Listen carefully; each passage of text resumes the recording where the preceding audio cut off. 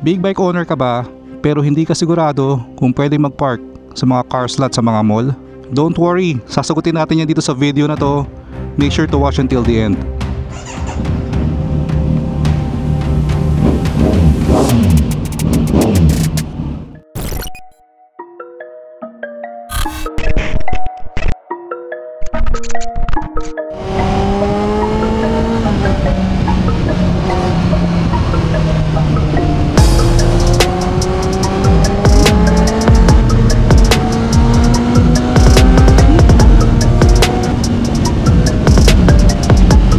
Alright, so kaya natin ginagawa tong video na to kasi in the past nagiging issue yan na nababash yung ibang big bikes for parking sa car slot sa mga mall.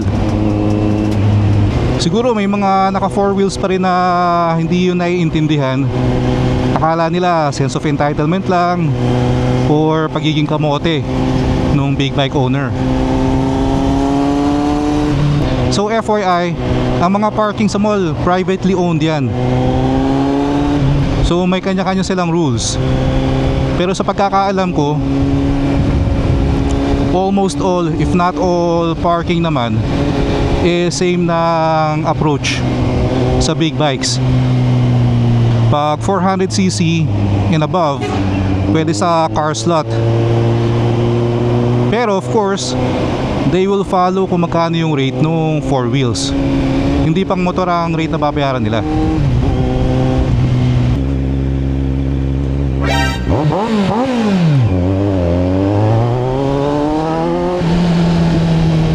So bakit nga ba dapat payagang mag-park sa car slot ang mga big bikes? Unang-una, from the word itself, big bike. I'm not sure kung nakita na kayo ng parking slots for motorcycles Kung sa mga scooters nga lang or lower cc, sobrang sikip na. Talagang dikit-dikit. So talagang hindi rin kakasya doon ng mga big bike. Add mo pa sa fact na ang mga big bike sobrang bigat. So napakahirap din itong imaniobra doon sa mga napaka-tight spots or spaces for motorcycles. Ang nakakatakot pa doon, since sobrang dikit-dikit yung mga parking for motorcycles, di ba? Pag na-off balance yung naka-big bike doon at tumumba, domino effect yun.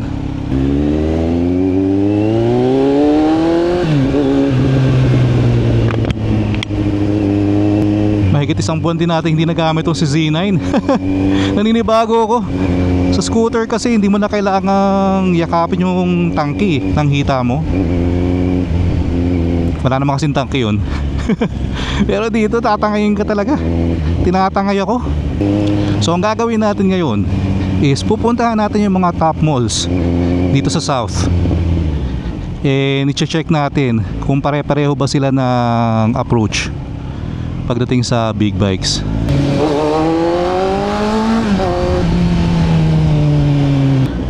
Siyempre, unahin na natin sa number 1 mall kung taga South ka, ang Alabang Town Center or ATC kung tawagin.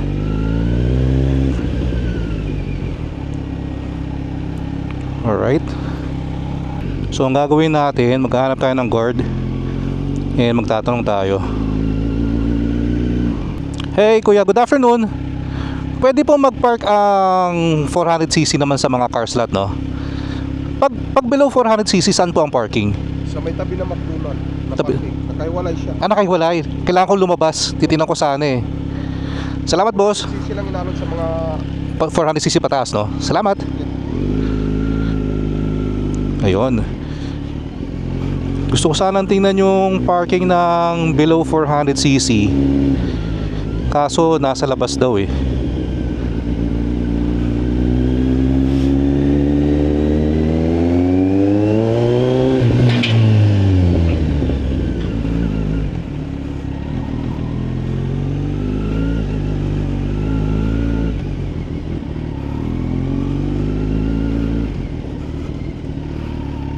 Pwede tayo mag-park dito.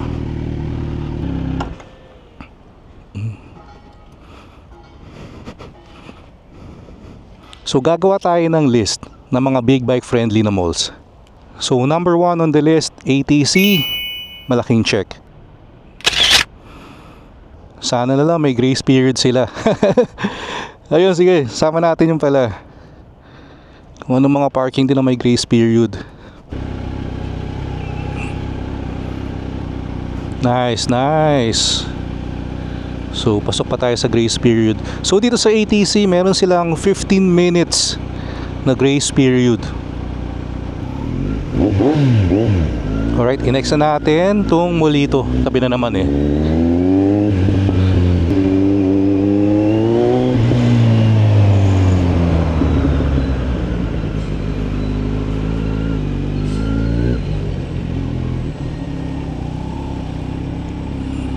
May grace period kayo? 15. Bossing, pag 400cc and above, pwede naman sa kotse mag-park, no? Salamat. Pag yung mga mababa, saan ang parking nun? Sa taas din. Salamat. Alright.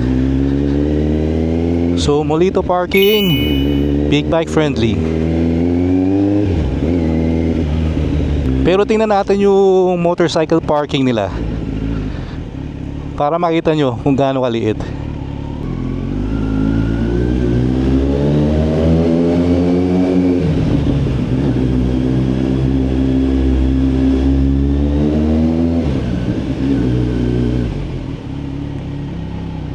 Alright, so silipin natin yung motorcycle parking dito.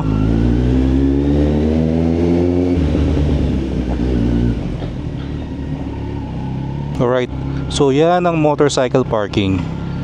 So imagine niyo na lang, kakasya ba ang big bike dyan? Diba?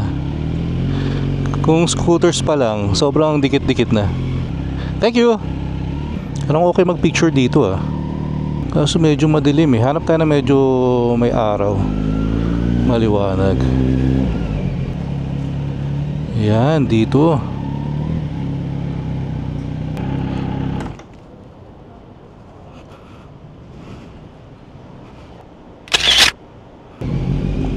Okay mag-picture dun ah. Medyo madilim lang eh.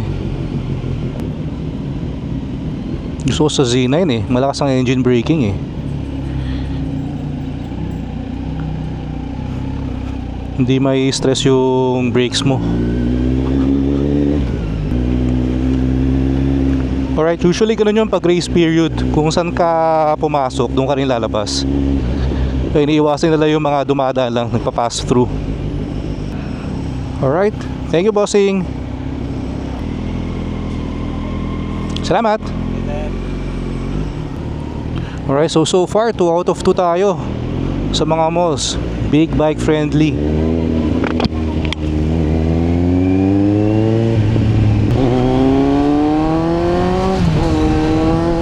Syempre kung taga south ka, hindi pwedeng mawala ang Evia. So yun ang next na check natin.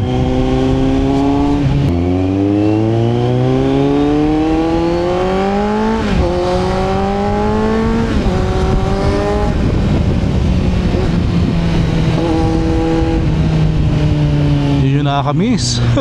Ang matagal ka nag-scooter eh. Yung dumadam ba? Pero yun nga lang, mamimiss mo rin kagad yung gas consumption ng scooter. Alright, so we are here. Evia.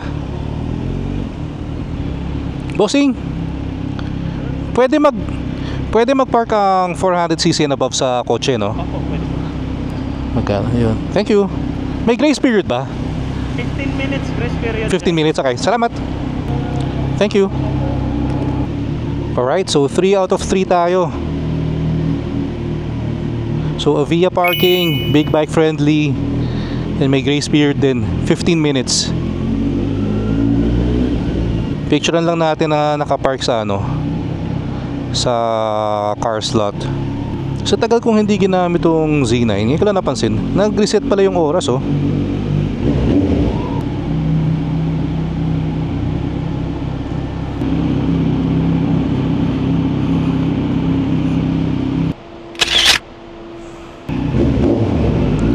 Parang namimiss ko na yung tunog ng exhaust natin na walang silencer ah. Siguro sa next vlog natin, nagamit natin itong Z9, tatanggalin ko na yung silencer muna.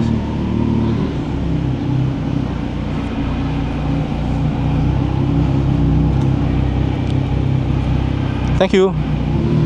Masakit na kasi yung tenga ko dati dun eh, sa lakas. M6 tayo dumaan pabalik. Ano ko na rin hindi nakakadaan dun eh. May dalawa pa tayong titingnan. Of course, Festival Mall, hindi pwedeng mawala yun. And sa tabi nun yung landmark. Hindi ko na maalala yung last time na dumaan ako dito sa MCX.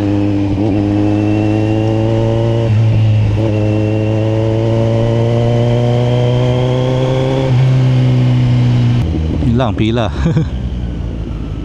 Pila na tayo. Pag itong maiksi lang naman. Kaya hindi naman mainit. Pag sobrang init kasi ng panahon, sabay mahaba ang pila sa toll, mapipilitan kang gawin yung pinagbabawal na technique eh.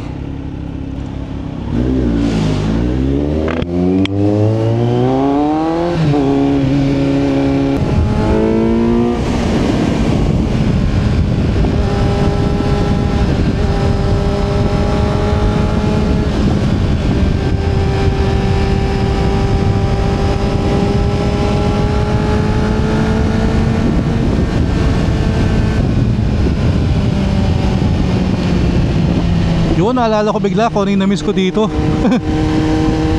May tunnel nga pala doon sa dulo. So alam nyo na yun guys, pag may tunnel, tatapon tayo ng gas. Alright.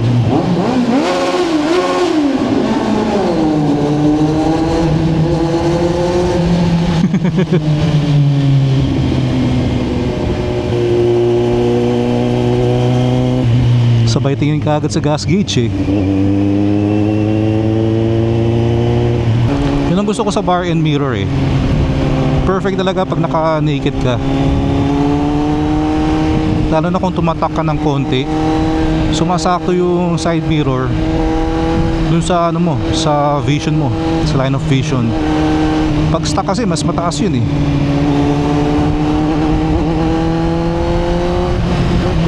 Ito na naman tayo sa mga invisible humps dito sa SLEX. So ingat kayo dito guys. Hindi ko lang sinong gumawa yun eh. Nag-trip yata. Baka lumagpas tayo. Sa festival lang kasi tayo mag-i-exit eh.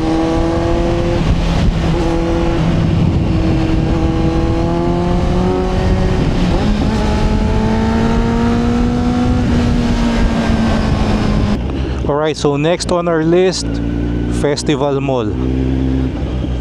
Tara, tara.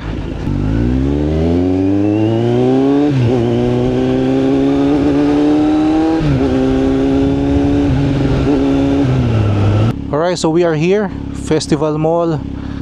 Pero doon ako usually nagpa-park sa likod kasi. So doon tayo punta. Bossing, pwede mag-park ang no? Pwede mag-park ang 400cc sa kotse, no? Pwede ba kayo? Salamat. Ilang minutes ang grace period, ma'am? Ang grace period, ilang minutes? Okay. Thank you.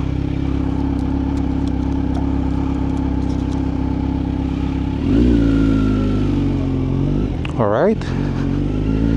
So, pwede naman daw. So, 4 out of 4 Festival Mall, big bike friendly.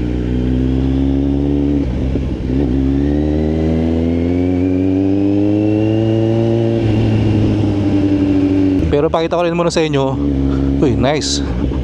1250. So pakita ko sa inyo kung saan ang motorcycle parking dito. So festival. So guys, tingnan nyo naman yan. Kung gaano kadikit-dikit. So tingin nyo ba kakasya ang big bike sa ganyang parking? Scooter nga lang, ayun sobrang dikit-dikit na sila eh. Masikip na eh. Alright.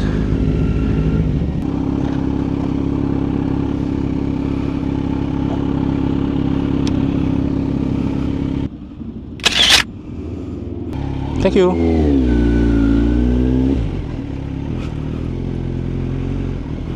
Alright, so far 4 out of 4 tayo.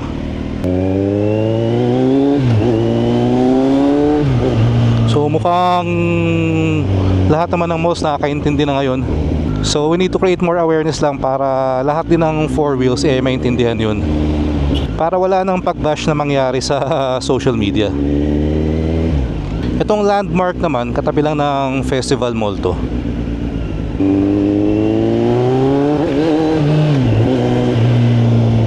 Invisible homes na naman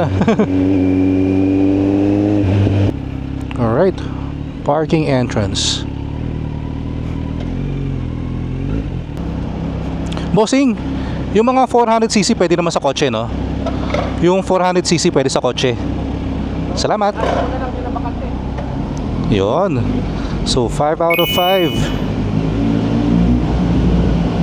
5. So I think safe to say na lahat ng malls same na ng approach sa big bikes. Pwede sa car slot. Pero syempre nga lang yung rate na pang kotse ang gamitin.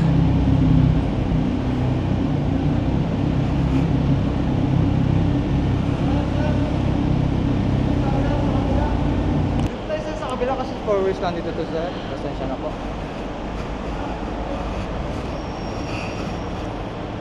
So ilan, tandaan nyo lang guys, pag sa landmark kayo, iba yung entrance ng motorcycle.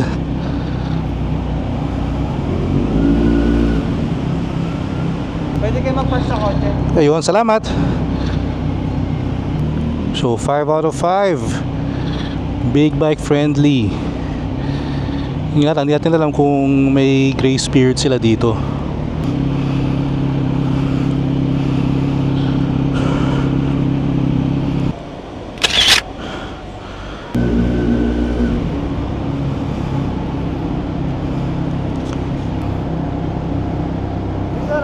Salamat. Alright, so may grace period din.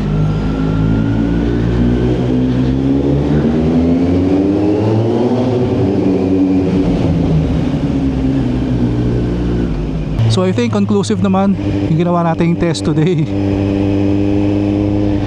Wala lang tayong SM malls na na-try, pero nakita ko na rin online na lahat ng SM malls ganun din naman sa big bikes.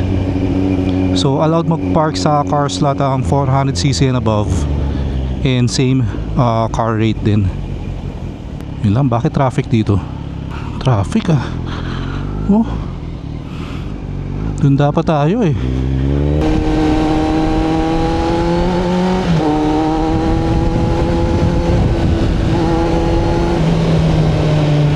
By the way, kung meron pala kayong alam na mall na hindi ganun ang approach sa big bikes, please comment it down below para we can also make a list.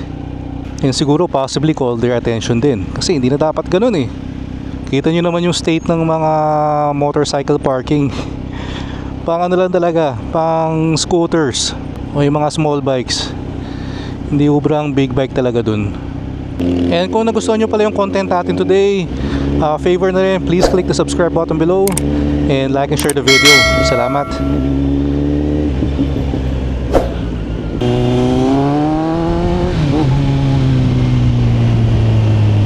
Alright, so maraming salamat sa mga nag-join sa atin today. Kita-kits tayo sa next one. Ingat kayo lahat palagi. Always ride safe. Peace out.